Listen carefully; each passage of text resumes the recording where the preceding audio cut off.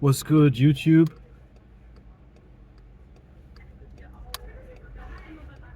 I will explain to you why it's hard to get over narcissistic abuse, especially about the narcissist in your head. Let's go.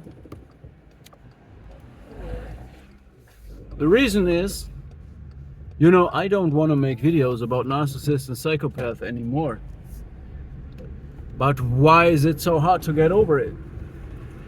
Because these people, once they decide to colonize you as a host, once you build your boundaries and you confront these people, it takes a long time until they really understand. And I don't know whether it's even possible to train them to be to respect you in a way that they should. Anyway, I'm gonna use psychotherapeutic language and spiritual warfare tactics and language to explain it.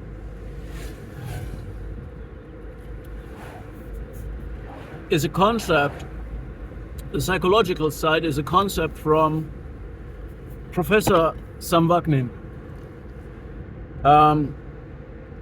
The reason is, so I give you the concept now, and it is the narcissist uses a Trojan horse that they install in your head, in your mind. They cling on to your parental reflexes and instincts. So they want unconditional love from you. And they want you to parent them. So you are their mother in a relationship, all right? And you have to parent the narcissist. But the narcissist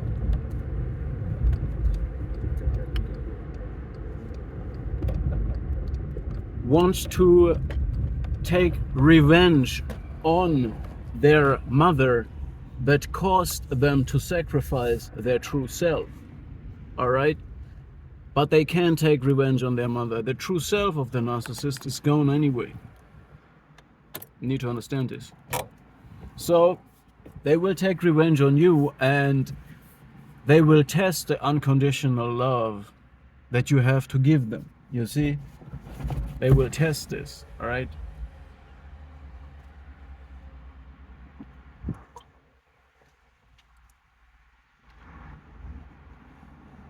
And when we speak about this, in many cases, or rather in rare cases, but it doesn't change the matter, a psychopath might use a narcissist to get their goal, all right? And if we look at it that way, to get to the spiritual part, in this case, the psychopath is the power and the narcissist is the principality, okay? The principality that is guarding and demanding a domain. It's a territorial spirit, okay? And the psychopath is the power that governs and uses this principality, all right? So we wrestle not against flesh and blood, but against principalities and powers and spiritual wickedness in high places. So there is spiritual wickedness going on in high places, and it can manifest as a psychopath using a narcissist, which is a power using a principality, okay? But again, the Trojan horse that they install is your parental reflexes. So the narcissist basically is a dead child, and acting based on this concept. This is part of the shared fantasy in an unconscious way of the narcissist, okay? Therefore, this is why it's hard for you to get over it, and you grieve even though these people gave you the worst experiences of your life and showed you the most ugly way a human being could possibly be. So why even grieve, right? Why do we grieve? Why is it in our head? You know, the narcissist is a dead, frustrated child that first needs to install the Trojan horse through victimhood, and then you parent the narcissist. But then the narcissist needs to test you. He shows all the frustration and all his hate towards their own parents. And this is how to test, because if you still love the narcissist, this must be unconditional love. So in other words, the narcissist is a dead child, and you have to get over it. You have to let this dead child die in yourself as well.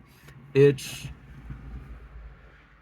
a long process, and this is where the grieving comes from. So the frustrated child narcissist makes you a frustrated parent, because that's the goal of the whole playbook of the narcissist, okay?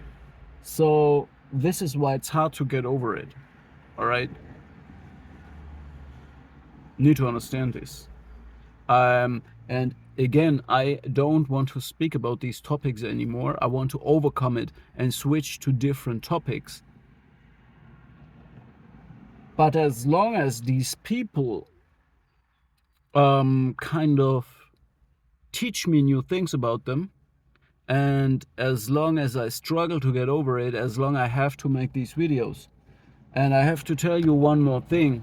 If you made it till to this spot in the video, for me personally, it took like 3 to 4 years to get to a point where I can say I have not lost myself in this insane process that I went through. And it gets like, you need to remember who you are, and then I can say after 3 to 4 years, I can say I feel as good or even better than before I even met or encountered this abusive personalities. Okay, so it took 3 to 4 years after I got discarded from this, after I went out, no contact. It took 3 to 4 years until I can say I have no concern, or I'm not worried about anything anymore. Like, I mean, you're never done. But what I want to say is, I now feel that everything can all come back. All right, you can get back, and it can get better even than, you know.